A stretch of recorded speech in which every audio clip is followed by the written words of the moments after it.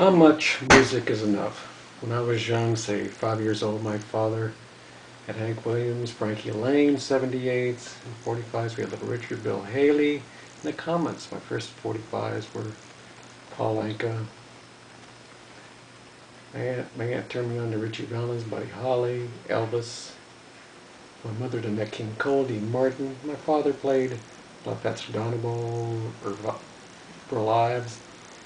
It was like an education to me, and it influenced my writing later. In 1964, I discovered Grayson's Toontown, Frank Sinatra and big bands in country and western. Sure, I would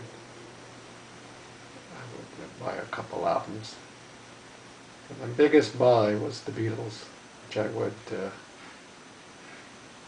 collect for the next 45 years. Then in 1965, I discovered Rare Records and the used records and how you could trade in old records for new.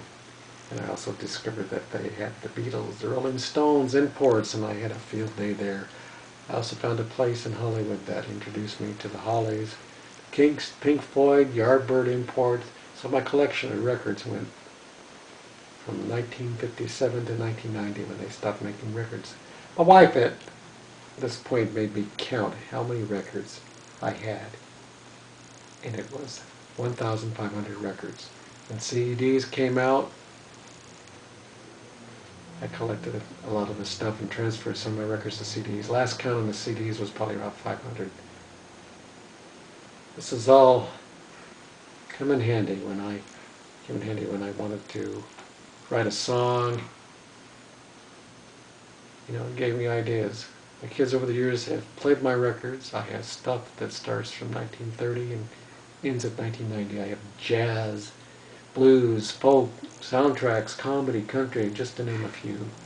How much is enough? I don't know, because my son and daughter continue to turn me on to new stuff.